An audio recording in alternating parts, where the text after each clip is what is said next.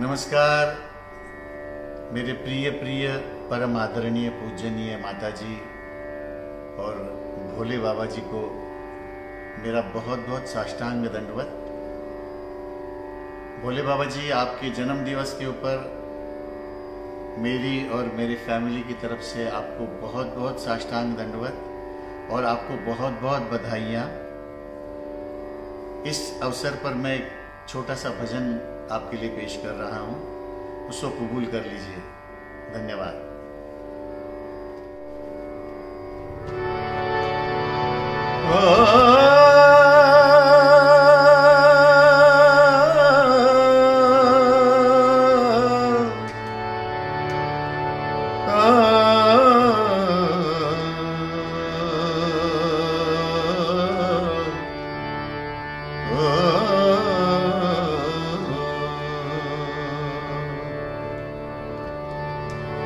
विघ्न हरण गौरी के नंदन,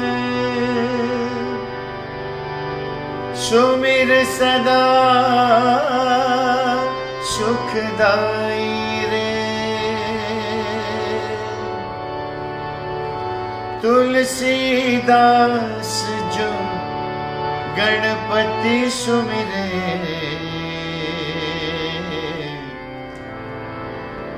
कोटि विघ्न टल जाए रे। ओ शिव शिव शिव शिव रट ले बंदे,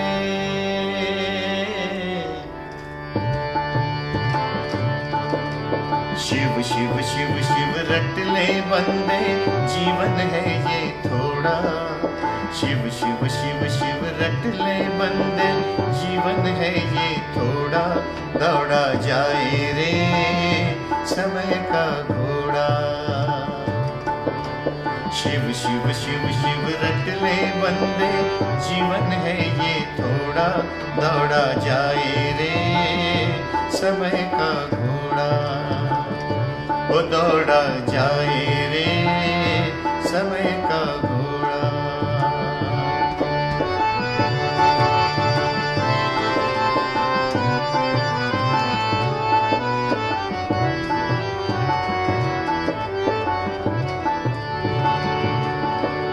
ना तेरा ना मेरा बाबू, इस घोड़े पर प्रभु का काबू। ना तेरा ना मेरा बाबू, इस घोड़े पर प्रभु का काबू। परम पिता ही इसे चलाता, परम पिता ही इसे चलाता। दिखा दिखा कर घोड़ा, दौड़ा जाए रे समय का घोड़ा। वो दौड़ा जाए रे समय का घोड़ा। शिव शिव शिव शिव रट ले बंदे, जीवन है ये थोड़ा। दौड़ा जाए रे समय का घोड़ा।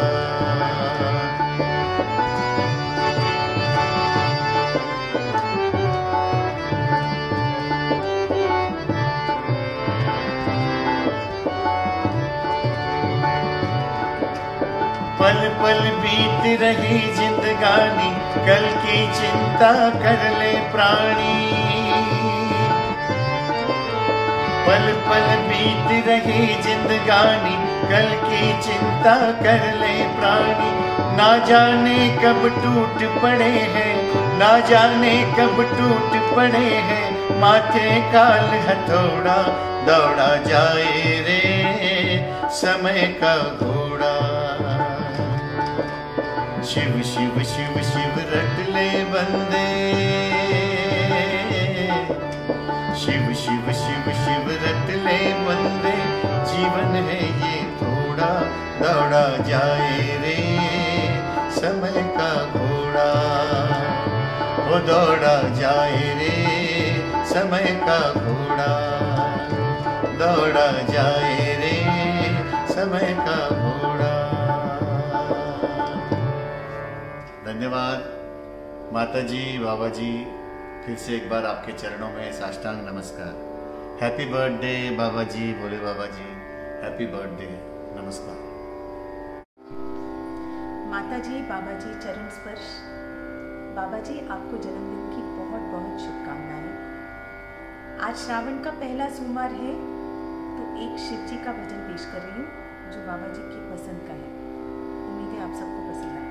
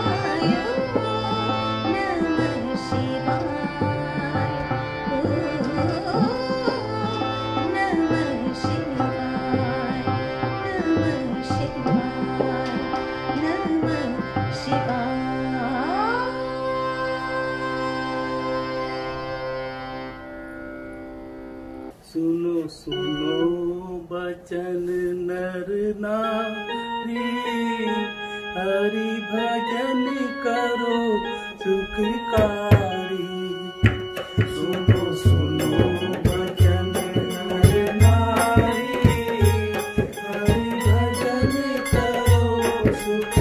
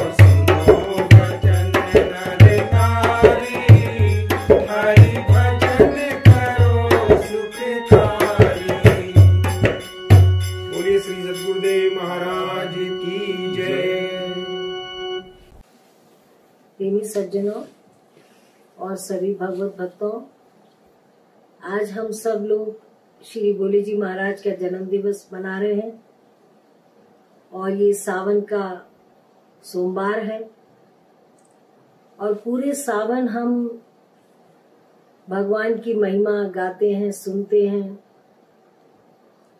और समझने का प्रयास करते हैं। कहते हैं श्रावण मास में जो सही हृदय से भक्ति करता है तो भगवान उसे जरूर प्राप्त होते हैं।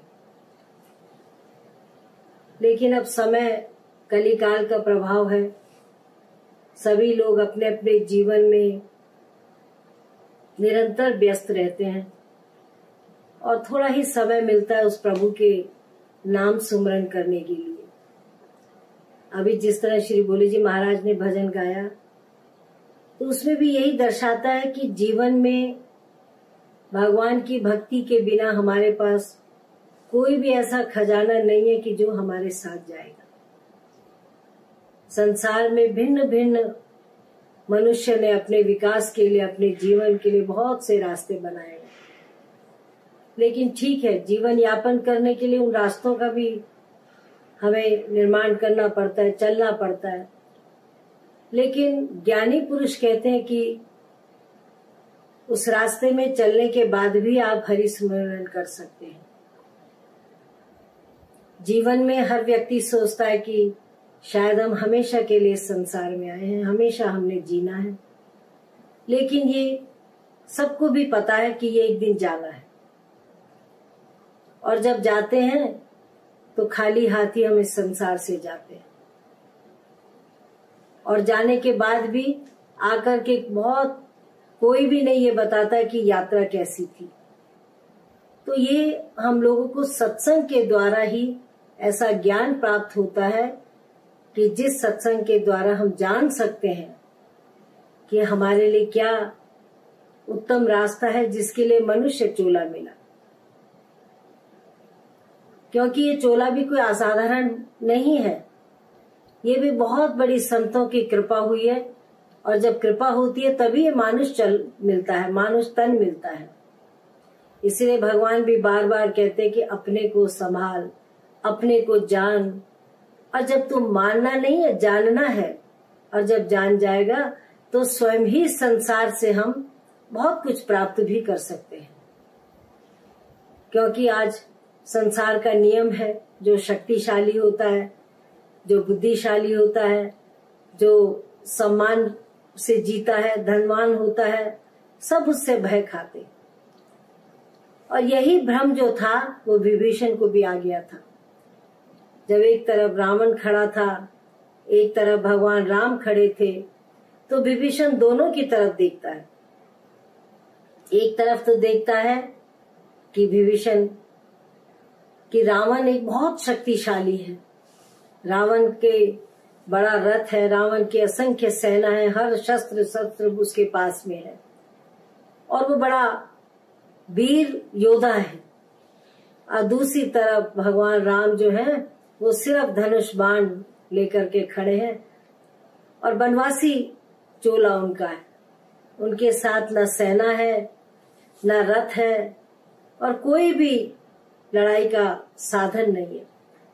तो विभीषण कहता है कि हे भगवान, हृदय में पहले सोचता है कि हे प्रभु, आज मुझे शंका उत्पन्न हो रही है। एक तरफ तो इतना बलशाली है और एक तरफ भगवान राम जो है भाई के साथ खड़े हैं। भगवान राम समझ जाते हैं और भगवान राम कहते हैं, हे विभीषण, सत्य और जो सत्य की मूल है, दया धर्म, वो जब महान शक्ति के साथ होती है उसे कोई भी ये नकली शस्त्रों की आवश्यकता नहीं होती। जिसके साथ में उस प्रभु की कृपा होती है, जिसके साथ में प्रभु का नाम रूपी तीर होता है, वो असंख्य पापों को नष्ट कर सकता है। विभीषण को बहुत भली भांति भगवान ने समझाया कि हे विभीषण, ये मत सोच कि रावण इस समय शक्तिशाली है, या रावण के पास बहुत सी सेना है, पर रावण के पास में सबसे बड़ा जो कमजोरी है, सबसे बड़ी वो अहंकार, अभिमान और असत्य का उसका रास्ता है। तो हे विभीषण, तू चिंता मत कर, मेरे पास सत्य भी है, मैं अभिमान रहित हूँ, मैं पाप का नाश करने के लिए इस धरती पर आया हूँ और मेरे साथ में धर्म के जो पहिए लगे हैं वो मुझे जीत दिलाएंगे। तो ये आज के समय में हम देख रहे हैं कि संसार में थोड़ा सा प्रसिद्धि मिलने से, थोड़ा सा धनवान बनने से व्यक्ति को बहुत घमंड हो जाता है। पर साथ साथ महान पुरुष ये भी कहते हैं कि दो ही नियम भगवान ने बनाए हैं, या तो इस संसार को दे करके जाओ या संसार में छोड़ करके जाओ। अभी तक ऐसा नियम नहीं बना है कि हम अपने साथ बांध करके ले जाएंगे। तो हम देखते हैं कि पूरा श्रावण मास में भगवान के ऊपर हम गंगा जल चढ़ाते हैं, भगवान के ऊपर हम कंदमूल चलाते हैं, भगवान के ऊपर सारी विषैली, धतुरा, भंग सब कुछ उस प्रभु के मंदिर में चढ़ा के आते हैं। और फिर हम विचार करते कि भगवान हमें असंख्य धन देना, हमें असंख्य सौभाग्य देना, हमें बहुत सारी जो है आशीर्वाद हम मांगते हैं भगवान से। और भगवान को चढ़ाते हैं हम सबसे कटीली वस्तु, सबसे ठंडा दूध, सबसे ज्यादा जो फल सस्ता होगा बाजार में हम चढ़ाते हैं, सभी लोग चढ़ाते हैं क्योंकि सीजन ही ऐसा होता है। लेकिन भगवान की कृपा को कोई समझ नहीं पाता है, और भगवान की कृपा को तो वही समझ सकता है जो भगवान के उस ज्ञान नेत्र को समझता है। तो इसीलिए बार बार संत कहते हैं, हे जीव, तेरे पर 4 प्रकार की कृपा हुई है। हम सब पे है वो कृपा। हमें मानुष चोला भी मिला, हमें बुद्धि मिली, हमें सोचने की शक्ति मिली, सुनने की शक्ति मिली, और इतना बड़ा हमें मनुष्य तन मिला कि इस तन में हम गुरु महाराज को धारण कर सकते हैं। पहली कृपा तो ये मनुष्य तन है।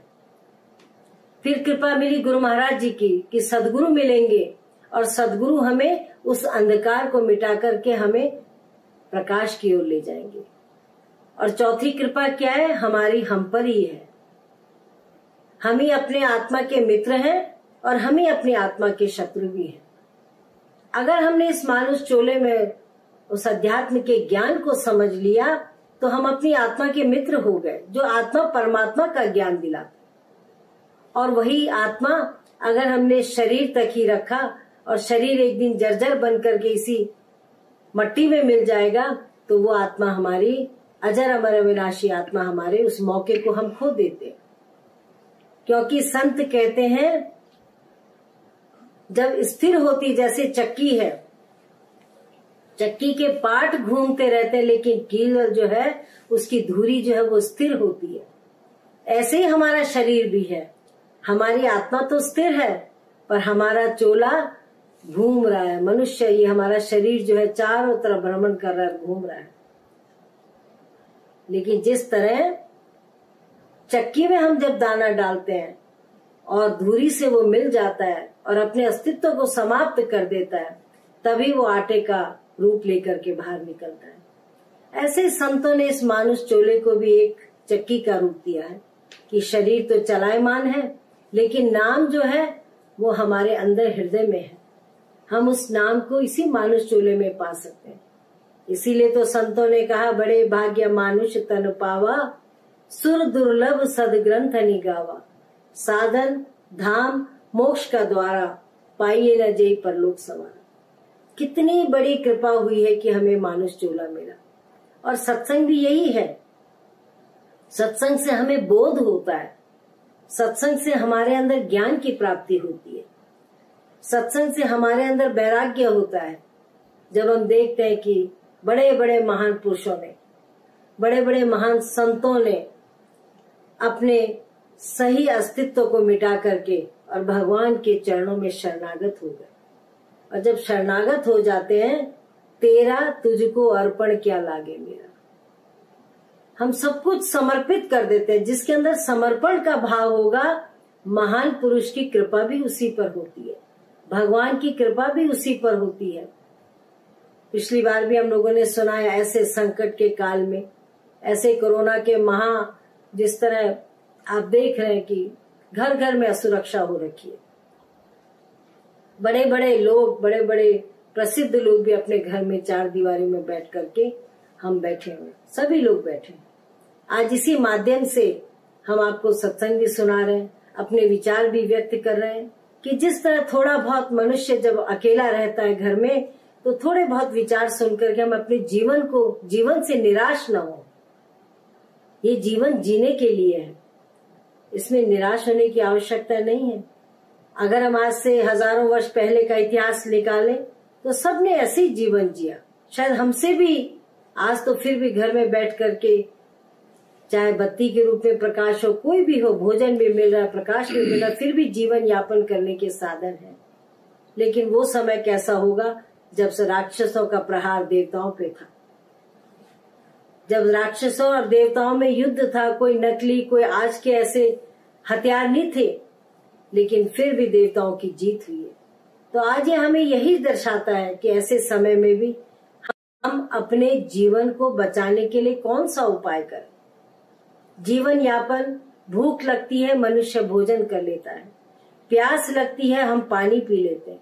पर सचमुच में जब आत्मा की प्यास होती है, जब आत्मा की भूख होती है, वो इस जल भोजन से नहीं मिटती, वो तो अपने परमात्मा के मिलन से ही वो भूख मिटती है।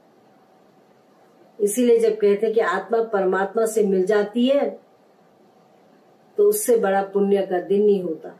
और यही मानुष चोले की सबसे बड़ी हमारा धन है, ये चोला, जिसमें हम भगवान को जान सकते हैं।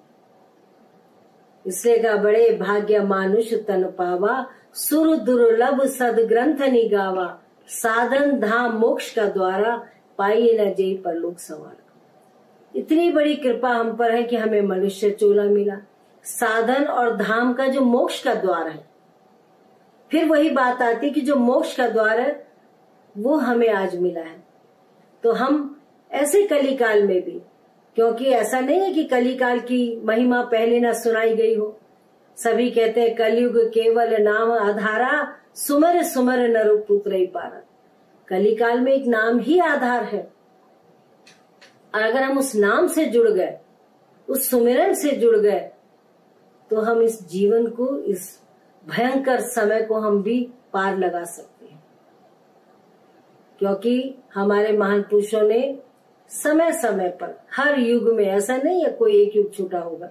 राम आए तो रावण आया, कृष्ण आए तो कंस आया, सभी युगों में साथ साथ जो है देवता भी आए और राक्षस भी आए, और हमेशा ये वॉर चलती रही, हमेशा ये युद्ध चलता रहा, सत्य और असत्य की लड़ाई चलती रही, और कलिकाल में भी चल रही है। लेकिन अपने मन को पल भर में हम उस मन को गलत रास्ते से सही रास्ते में चला सकते हैं। आप सब जानते हैं सिकंदर को कितना अभिमान था। एक रास्ता, एक देश जीता, दूसरा जीता, लड़ाई करते रहे, असंख्य लोग मरते रहे, लेकिन उसके पास उसकी हवस थी कि मैं जीतता ही जाऊं, हार स्वीकार नहीं थी। लेकिन एक दिन उसको गुरु महाराज मिले और उन्होंने उसको जनाया कि देखो, तू मरते मरते कैसे भी करके एक दिन तू भी समाप्त हो जाएगा, तू क्या ही संसार से ले जा रहा है। और वो गुरु महाराज जी के शरणागत हो गया, भिक्षुक बन गया और जानने वाला बन गया, भिक्षा मांगने वाला बन गया। तो गुरु महाराज जी ने उसको उस अध्यात्म की शिक्षा दी। तो एक दिन जब गुरु और शिष्य दोनों नदी पार कर रहे थे, देखिए सोच कैसी होती है, पल भर में हमारी सोच बदल जाती है जब हम सुमार्ग में लगते हैं, सन्मार्ग में लगते हैं। तो जब दोनों जा रहे थे तो भयंकर नदी थी, तो गुरु महाराज जी कहते, सिकंदर मैं तुझे पार लगा देता हूं। तो सिकंदर कहता, नहीं महाराज, मैं चला भी गया तो कोई बात नहीं, पर अगर आपको इस बाढ़ ने ग्रसित कर दिया तो फिर दूसरा कोई गुरु पैदा नहीं होगा। और आप असंख्य सिकंदर पैदा कर सकते हैं, पर हम लाखों शिष्य एक भगवान, एक गुरु महाराज को पैदा नहीं कर सकते। और सिकंदर, गुरु महाराज को समझ आ गई कि अब सिकंदर जान गया है। इसीलिए कहते हैं, जागो रे नर जागना, अब जागन की बारी, और फिर क्या जागे नानका जब सोवे पांव पसारी। जाना तो सभी ने है। महान पुरुष भी एक दिन आए हैं, आते हैं और जाते हैं। ये शरीर तो चलायमान है, ये चक्की के वो दो पार्ट है। कील तो स्थिर है पर वो पार्ट चलते ही रहते हैं। दाना आता रहता है, पिसता रहता है, आटा बनता रहता है और वो चलती ही रहती है। आप जितना भी उसमें अनाज डालेंगे वो पिस करके बाहर आता रहता है। तो ये समय है आज ऐसे कष्टकारी समय में जब हम हरि की कृपा समझ सकते हैं। जरा सी भी सोचिए आप 2 मिनट आंख बंद करके क्यों आए थे। संसार में बहुत से लोग आते हैं, अपने अपने धर्मों के अनुसार हम जीवन यापन कर रहते हैं और फिर चले जाते हैं। अगर यही प्रश्न हमारे मन की खोज को शुरू कर दे कि आए क्यों थे हम, तो शायद जो समय हमारे पास है हम उस समय को बचा सकते, उस समय में हम सुमरन कर सकते।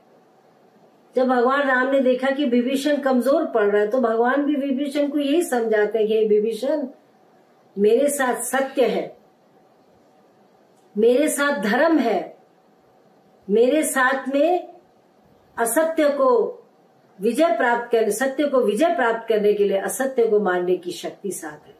तो तू चिंता मत कर और युद्ध कर। और वही बात भगवान कृष्ण भी अर्जुन को कहते हैं युद्ध क्षेत्र में, हे अर्जुन तू 10 इंद्रियों से तो युद्ध कर। जब अर्जुन हताश हो गया, निराश हो गया, तो अर्जुन भी भगवान से यही प्रार्थना करता है कि हे भगवान मेरी रक्षा करो, मुझे शक्ति दो, मुझे बल दो।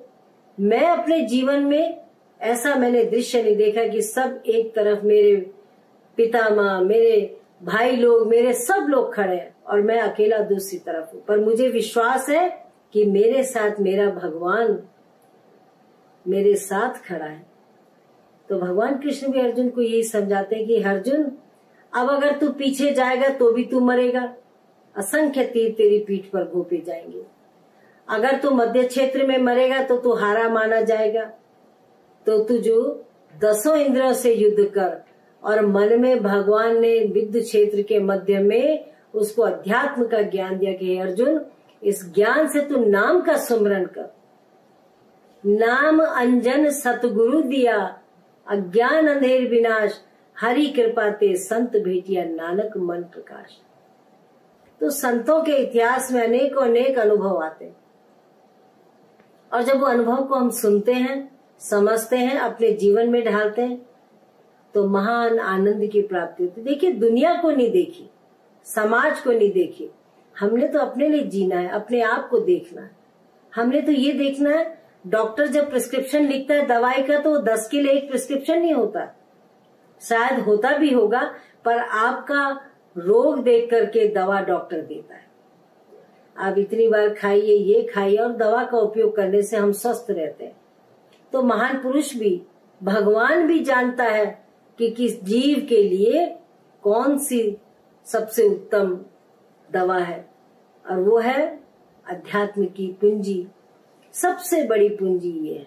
रहने के लिए, जीने के लिए हम सब चीज का साधन अपनाते हैं, लेकिन जब हमें अशांति होती है तो हम सिर्फ भगवान का नाम ही, हमें उस परम प्रभु की कृपा से जब हम नाम को जान जाते हैं और वही नाम हमें जीवन भर उस आरोग्य दवा का जो है फायदा देता है।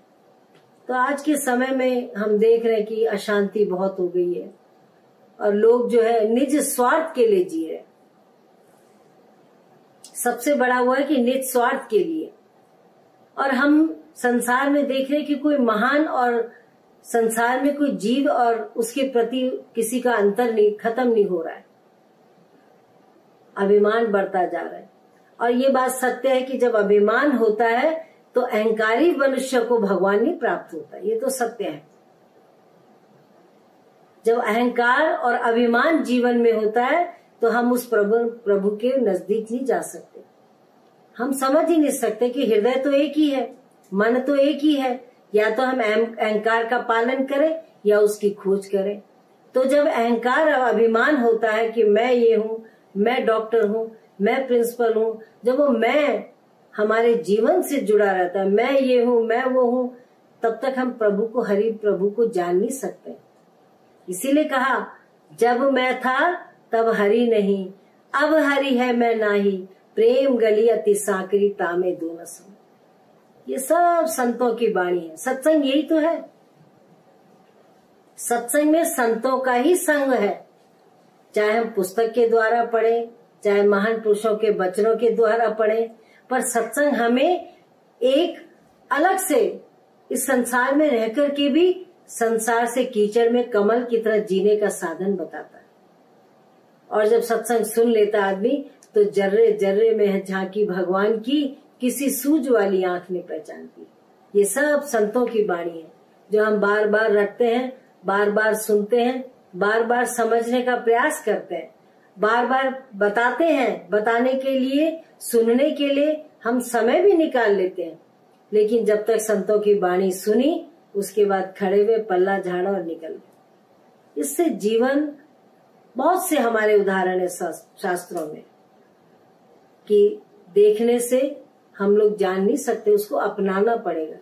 हम कुएं के पास भी खड़े होंगे, पानी को हम पीना चाहेंगे और कुएं के आगे झुकना ही नहीं चाहेंगे तो प्यास मिटेगी नहीं। इसीलिए हमारे संत बार बार कहते कि हे मनुष्य, थोड़े समय के लिए ये चोला मिला है।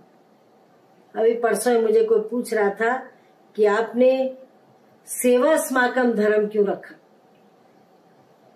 क्योंकि हमारे जितने भी संस्थान हम सेवा करते हैं तो सेवा समागम धर्म के नाम से हम लोगों का है।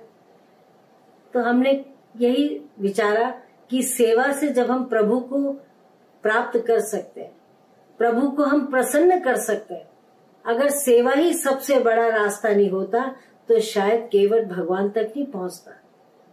बिल्ली प्रभु के नाम का सुमरन नहीं करती तो बिल्ली प्रभु के दर्शन नहीं कर पाती। लेकिन सेवा एक ऐसा साधन है जो हमें सबसे निकट पहुंचाता है। आप उदाहरण के तौर पे एक पुत्र जब पिता की सेवा करता है, एक भक्त अपने गुरु महाराज की सेवा करता है और सेवा से ही मालिक को प्रसन्न करता है। और सेवा जब तक हम नहीं करेंगे, छोटा सा पौधा भी हम बोते हैं, लगाते हैं मट्टी में, उसकी सेवा करते हैं, उसमें पानी डालते हैं, खाद डालते हैं, धूप से बचाते हैं। जब वो थोड़ा शक्तिशाली हो जाता है, थोड़ा विशाल रूप लेने लग जाता है, तो उससे हम निष्फिक्र हो जाते हैं कि ये अब हमें फल देगा। और होता भी ऐसे, नियम ही संसार का यही है। तो ये भक्त की सेवा से ही हमारे जो भगवान, जिनको हम कहते हैं इष्ट कहते हैं, सदगुरु कहते हैं, जिसकी जो प्रार्थना है प्रभु के प्रति, वो सेवा करके ही हम प्रसन्न हो जाते हैं। और भगवान भी अगाध भक्ति का हमें उपहार देते हैं, हमें प्रसाद देते हैं। तो इस श्रावण मास में तो निरंतर प्रतिदिन पूरा महीना ही सेवा और भक्ति का है, जिसमें हम भगवान के सारे जीवन चरित्र को जब देखते हैं कि कितने से कितने पापी भी भक्त आए होंगे, लेकिन थोड़ा सा याचना करने से, थोड़ी सी प्रार्थना करने से भगवान ने उन्हें अविरल भक्ति का दान दे दिया। और भगवान शंकर का ये महीना है। भगवान शंकर तो हमेशा से दानी, महादानियों के भी दानी रहे। हमेशा से भक्ति के भक्त के लिए उन्होंने अपने जीवन में सब कुछ न्यौछावर कर दिया। लेकिन भक्ति की परीक्षा भी होती है, ऐसी बात नहीं परीक्षा नहीं होती है। हर एक के जीवन में एक समय आता है, उस समय में भगवान भी कहता है कि भाई ये तो नहीं है कि तू सिर्फ धन दौलत पाने के लिए पूजा कर रहा हो या स्मृति लंबी जीवन के लिए पूजा कर रहा हो। महान पुरुष तो एक ही इशारा करते कि जीव जब तक ये चोला है, जब तक ये मनुष्य शरीर है, तब तक हम उसको प्राप्त कर सकते हैं। और सत्संग के द्वारा ही देखिए, निरंतर सत्संग सुनने से कहीं ना कहीं वैराग्य होता है, कहीं ना कहीं संतों की वाणी सुनने से हमारी अंदर के अंधेरे का अंधेरा दूर होता है। नहीं तो कभी कभी हम सोचते हैं प्रकाश की आवश्यकता है, पर जब बहुत तेज चकाचौंध रोशनी होती है उसमें भी हमारी आंखें अपने आप ही स्वतः बंद हो जाती है। उस रोशनी को हम देख नहीं सकते, लेकिन जब हम अपने जीवन में उस खाद के रूप में भक्ति करते हैं, बीज के रूप में अपने अंदर उस भक्ति का बीज रोपण करते हैं, तो हमें एक अलग से संत महात्माओं की शरण में जाते हैं। और जब जाते हैं तो वहां से हमें क्या मिलता है? बहुत बड़ा एक उपहार मिलता है, प्रसाद मिलता है। इसीलिए तो कहा कि संत मिलन को चालिए, तज माया अभिमान, जो जो पग आगे बढ़े कोटिन यज्ञ समान। संतों के मिलने के लिए तो हमें माया अभिमान छोड़ना ही पड़ेगा। और ऐसा नहीं है, राजा जनक ने भी छोड़ा। उन्होंने रह करके भी, उसी महल में रह करके भी, उसी राज्य को चलाते वक्त भी अपने मन को उस प्रभु के चरणों में समर्पित रखा। तभी अष्टावक्र ने भी उन्हें जब अध्यात्म का ज्ञान दिया, तो अष्टावक्र को जब राजा जनक को बहुत अशांति हो गई, वो जानने लगे और उनका स्वप्न भी एक भ्रमित हो गया अपने स्वप्न से। जब आखिर के लिए गए तो मित्रों से बिछड़ गए, मंत्रियों से बिछड़ गए, तो उन्होंने किसी से मांग मूंग के खिचड़ी बनाई। ये सब स्वप्न में देख रहे हैं, सोने के पलंग में लेटे लेकिन स्वप्न में देख रहे हैं कि सब खिचड़ी बना दी, मांग लिया।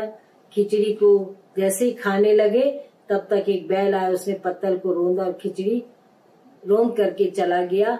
तो वो भूख के मारे इतने व्याकुल थे कि उनके अश्रुधारा शुरू हो गई और इतने आंसू आए कि उनका अपना ही तकिया, जिस राज्य पलंग में सोने चांदी के बर्तनों में और महल में सो रहे थे, उसी पलंग के तकिए में आंसुओं का ढेर लग गया।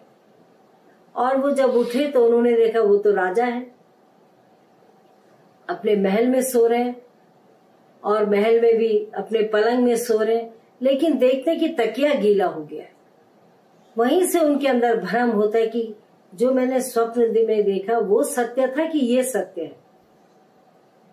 स्वप्न भी देखा, सब कुछ उनके अंदर एक फिल्म सी चल पड़ी। और जब तकिया देखा तो तकिया तो गीला था, तो ये भ्रम हो गया कि ये तकिए का जो आंसू है, ये गीलापन, ये सत्य है कि वो स्वप्न सत्य था। और उसी से विचलित होकर के संतों की शरण में चले। और जब संतों की शरण में गए तो उन्हें अष्टावक्र जी मिले और अष्टावक्र जी ने उन्हें सत्संग सुनाया। और करते करते पूरा शास्त्र आया कि अष्टावक्र ने जब उनको अध्यात्म का ज्ञान दिया तो वो समझ गए कि ये सब संसार की दौलत तो दिखावटी है और हम सब जीते हैं। ऐसा नहीं है कि कोई जीता नहीं है, सब जीते हैं, लेकिन जीने के बावजूद भी उसमें लिप्त नहीं रहते। राजा जनक ने कहा कि जिस तरह मैं इस राज्य में राजपाट संभालूंगा, पर मन मेरा उसी प्रभु के नाम में लगा रहेगा। और देखो आज जब जब अध्यात्म की बात आती है, जब जब ज्ञान की बात आती है, तो राजा जनक का अष्टावक्र का संवाद आता है और मन को काबू करने के साधन का संवाद आता है। और पल भर भी नहीं, बहुत कम समय में, पल भी बहुत है उसके लिए, आपने सिर्फ मन को इधर से और उधर लगाना है, तभी हमें मुक्ति का साधन मिलता है। तो आज हम लोग तो बहुत भाग्यशाली हैं कि हमारे गुरु महाराज जी ने, हमारी श्री माता जी ने ऐसे अध्यात्म ज्ञान से हमें जागृत किया। और जिस ज्ञान से जागृत करने के बाद में वही संतों की बात याद आती कि आप जपे औरों को जपावे, नानक निश्चय मुक्ति पावे। देखो गुरु नानक देव जी का भी एक इतिहास आता है। जब वो सौदागर थे, अपनी दुकान चलाते थे पिता की, तो 1 2 3 करते करते 13 आ गया। फिर दोबारा गिना, 1 2 3 4 5 करते फिर 13 नंबर आ गया। फिर दोबारा गिना तो 13 ही आ गया। तो उनके दिमाग में एक सोच आई कि जब सब कुछ 13 ही है तो मेरा क्या है। और वही 13 के नंबर ने उनके जीवन को बदल दिया। वो चल पड़े, सबसे पूछते थे रब कहाँ बा, रब कहाँ मिलेगा, वो प्रभु कहाँ मिलेगा। माताएं धान का रोपण कर रही थी तो कहा माताओं वो रब कहाँ मिलेगा, किसी ने उस रब को देखा है।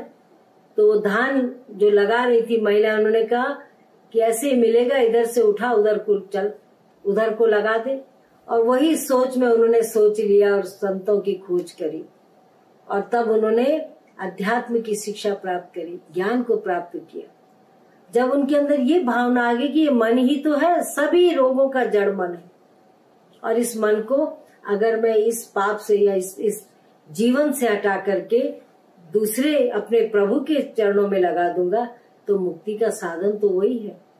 और गुरु नानक देव जी ने जब नाम को जाना, प्रकाश को जाना और उस प्रकाश को जान करके असंख्य भक्तों को उस प्रकाश की लहर दी, उस प्रकाश की प्रकाश में जीवन कर दिया सबका। और जब हम प्रकाश को देखते हैं तब हमें पता चलता है कि हम कितने अंधकार में थे। अंधकार का तभी विनाश होता है जब हमारे जीवन में प्रकाश में होता है। और ये मन ही तो है जिस मन ने अंधेरे से प्रकाश में ले गए। जो मन खोज कराता है, जो मन अशांत होता है, जो मन हमारे जीवन की सारे जीवन को बदल देता है।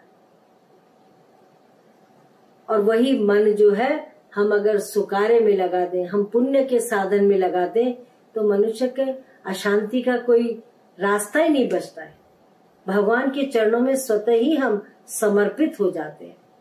तो यही हम बार बार इन विचारों से, ये कई लोग मुझे बताते हैं कि सेवा इतना अच्छा रास्ता है और कहीं ये धर्म परिवर्तन की बात तो नहीं है, लेकिन ये धर्म परिवर्तन की बात नहीं है, तो अपने आप को जानने की बात है। भगवान ने भी संतों के द्वारा हमें वो ज्ञान दिया, सेवा करने से हमें जो है वो फल भी मिला और हम निरंतर प्रयास कर रहे हैं कि किसी तरह ये जीवन सफल रहे, ये मानुष चोला सफल रहे, क्योंकि ये बार बार नहीं मिलता है। मानुष जन्म अनमोल रे, माटी में न रोल रे, अब तो मिला है फिर न मिलेगा, कभी नहीं कभी नहीं कभी नहीं। पता नहीं कौन से पुण्य प्रताप से, कौन से सुकारे से, कौन से अच्छे कर्मों से ये मानुष चोला मिला। और आज हमें रियलाइज करना चाहिए, समझना चाहिए कि इस चोले में हम क्या क्या नहीं कर सकते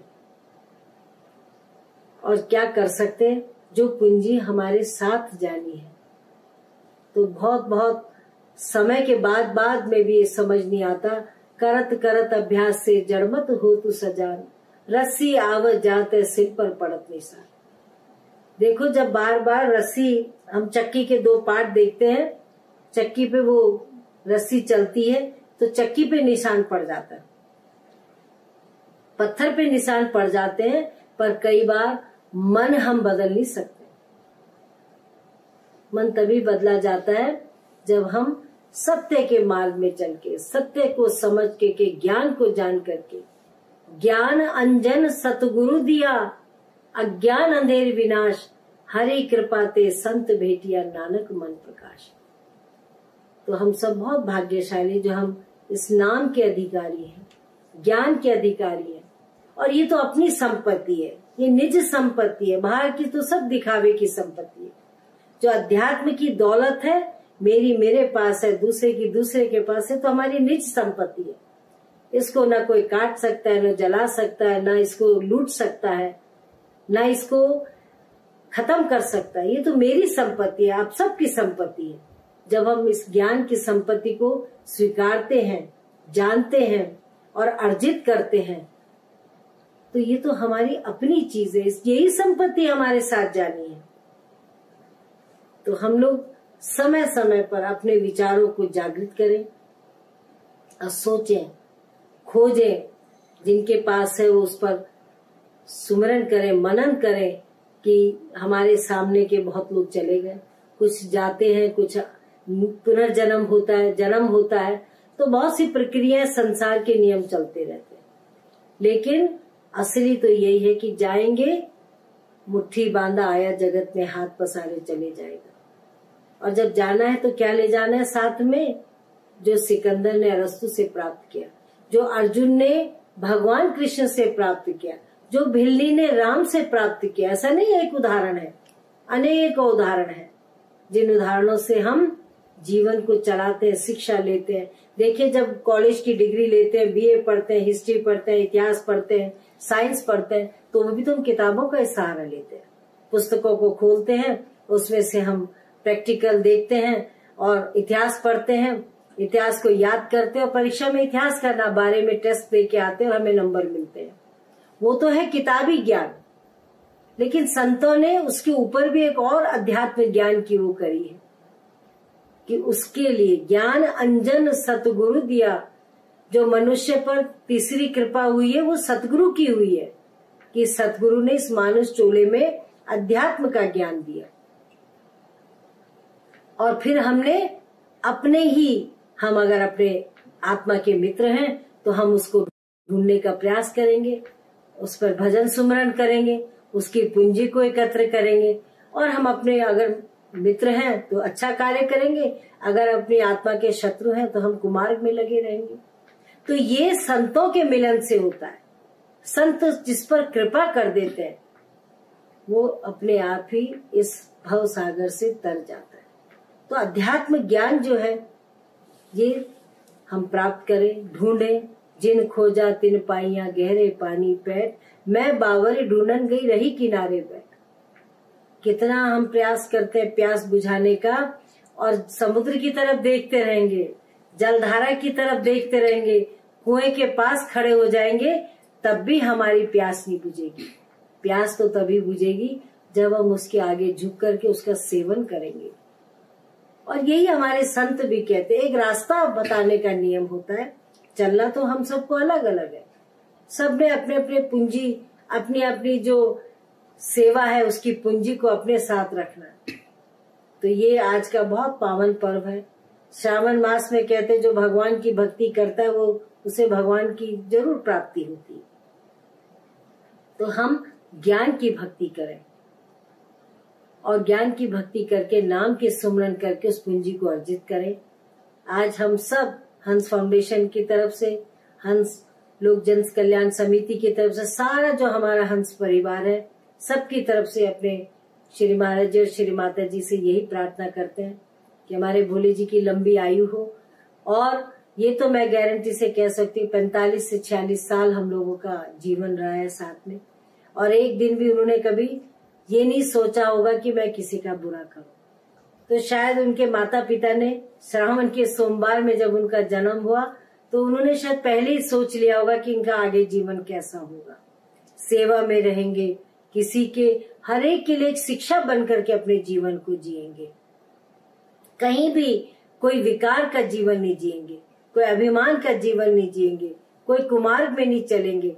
इसीलिए जैसे कहते हैं महान पुरुष जैसा नाम रख देते हैं तो हमारा जीवन भी उसी नाम रूपी गुणों में रहता है। तो आज हम सब भाग्यशाली हैं कि ये पर्व जो है, थोड़ा कष्ट भी हो रहा है कि बहुत से लोग जो है इस वर्ष नहीं आ पा रहे। बहुत सा बड़ा हमारा एक दिवस होता है और उसमें हम जन्मदिन को मनाते हैं, लेकिन आज मैं सभी से यही प्रार्थना करूंगी कि जिस तरह का समय है उसके अनुरूप चले, और घर बैठ करके आपको ये सत्संग सुनने को मिलेगा, भजन सुनने को मिलेंगे, और भविष्य में हम यही कामना करते हैं भगवान से कि ये रोग से सभी निवृत्त हो, रोग से सभी जो ये रोग लगा हुआ है, जो ये बीमारी फैली हुई पूरी दुनिया में, इससे सब कुशल मंगल रहे। और इन्हीं मंगल कामनाओं के साथ सबको दुआ आशीर्वाद, और सभी भक्तों की ओर से मैं श्री भोले जी महाराज के लंबे जीवन के लिए, उनके मंगलमय जीवन के लिए, उनके उन्नति प्रगति के लिए, समाज में जो भी आज सेवा का रास्ता हम सब कर रहे हैं उसके लिए उनके निरंतर प्रगति मिले और जन जन तक ये सेवा पहुंचे। इन्हीं कामनाओं के साथ मैं अपने माता जी और श्री महाराज जी से यही प्रार्थना करती हूँ कि खूब आशीर्वाद दें, और अगला वर्ष भी हम अच्छी तरह से और भी भव्य रूप में सबके साथ इस जन्मदिन को मनाएं, यही हमारी कामना है। सबको बहुत बहुत धन्यवाद। और सबसे बड़ी प्रसन्नता की बात ये कि इस जन्मदिन के अवसर पे हम लोग जो है उत्तराखंड में हैं, और हमारे राज्य में वैसे तो सेवा का कार्य बहुत से राज्यों में चल रहा है, लेकिन क्योंकि उत्तराखंड में हमारा मूल स्थान है तो यहाँ पे सभी ने आज शुभकामनाएं भेजी हैं। हमारे राज्य के गवर्नर श्रीमती बेबी रानी मौर्य ने, हमारे मुख्यमंत्री जी श्री त्रिवेंद्र सिंह रावत जी ने, और भी सभी लोग निरंतर हमारे पास संदेश आ रहे हैं, शुभ संदेश आ रहे हैं कि हर वर्ष हम लोग मिलते थे, लेकिन कोई बात नहीं, इस साल हम संदेशों के द्वारा अपनी शुभकामनाएं भेज रहे हैं। मैं उन सब का, पूरे राज्य के, पूरे हर मंत्री का, हर MP MLA जो भी हमारे क्षेत्र के और सम्मानित सदस्य हैं, हमारे मित्र संबंधी हैं, मैं सबका धन्यवाद देती हूँ। और सबको मैं अगले जन्मदिन के लिए सोचती हूँ कि कहीं ना कहीं हम ऐसे पर्व को करेंगे जब आप सब उसमें सम्मिलित हो सके। फिर भी मैं हृदय से आप सबका धन्यवाद देती हूँ। और विशेषतर बम्बई में बैठ करके जब सुरेश जी को पता चला, वो पिछले वर्ष भी आए थे, सुरेश वाडेकर जी और पद्मा जी और उनकी दीदी जी, मैं उनका तो हृदय से धन्यवाद देती हूँ कि उन्होंने वहीं पर बैठ करके बहुत सुंदर भजनों से इस कार्य को संपन्न किया है। और ये शुभ कार्य जन्म दिवस का उनके भजनों के द्वारा आप देख सकेंगे। और मैं उनका सचमुच में उनको आशीर्वाद भी देती हूँ कि किस तरह उन्होंने वहां पर बैठ करके ऐसे कोरोना के काल में बैठे अपने घर में और वहीं से एक संदेश भेजा है, भजनों के द्वारा अपनी शुभकामनाएं भेजी हैं। मैं उन सब के जीवन में प्रगति उन्नति का आशीर्वाद देते हैं। और श्री भोले जी महाराज में हमेशा उनके आभारी रहेंगे। उनके भजनों का हर समय वो जन्मदिन में उपस्थित होते थे, लेकिन आज उन्होंने अपने भजनों के द्वारा हम सबको बहुत आनंदित किया है। मैं उनका भी हृदय से धन्यवाद देती हूँ। भगवान करे वो भी अपने जीवन में प्रगति करें, उन्नति करें और इस संगीत की दुनिया में अपने नाम को और भी रोशन करें। इन्हीं शब्दों के साथ सबको दुआ आशीर्वाद।